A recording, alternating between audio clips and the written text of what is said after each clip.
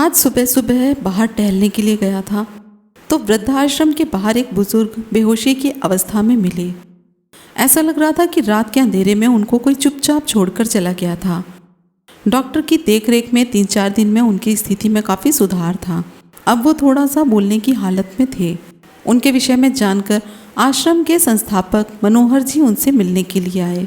जैसे ही मनोहर जी ने उनको देखा तो उन्हें अपनी आंखों पर विश्वास नहीं हुआ, क्योंकि वो रघुनाथ जी थे जो ऑफिस में उनके सीनियर हुआ करते थे। ऑफिस के काम करते समय रघुनाथ जी को सिर्फ अपने बेटों की चिंता रहती थी।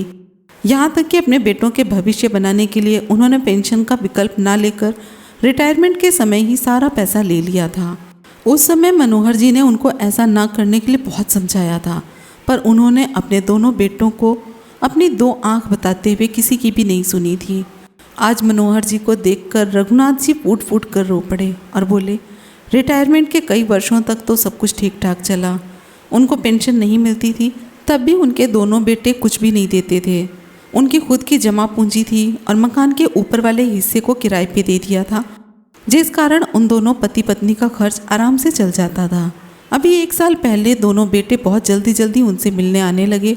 रघुनाथ जी और उनकी वाइफ दोनों बहुत खुश थे कि उन्हें अपने बच्चों का सानिध्य मिल रहा है। एक रात उनकी धर्मपत्नी जो सोई थी वो सुबह का सूरज नहीं देख पाई। पत्नी की तेरामी के बाद भी दोनों बेटे अपने परिवार के साथ उनके साथ रहे, उनका बहुत ख्याल रखा। इस बीच उन्होंने घर के और संपत्ति के सारे पेपर्स पर बहला फुसलाकर रघुनाथ जी के हस्ताक्षर करवा लिए थे और ऊपर के हिस्से में रहने वाले किराएदार से भी मकान खाली करवा लिया। एक दिन उनकी तबीयत थोड़ी ख़राब हुई थी तो दोनों बेटों और बहुओं ने उनको कुछ दवाई खाने के लिए दी और उसके बाद उनको पता ही नहीं चला कि वो घर से वृद्धाश्रम तक कैसे पहुँचे। उनकी बातें सुनकर मनोहर जी ने रघुनाथ जी से उनके बेटों के फ़ोन नंबर लिए और वो सारे नंबर बंद आए। उनके बताए पते पर भी आश्रम के एक प्रतिनिधि को भेजा तो वहाँ पर भी ताला लगा हुआ था।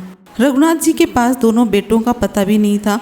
रघुनाथ जी बस अब यही कहते थे कि जीते जी अपनी सारी संपत्ति अपने बच्चों के नाम कर दी।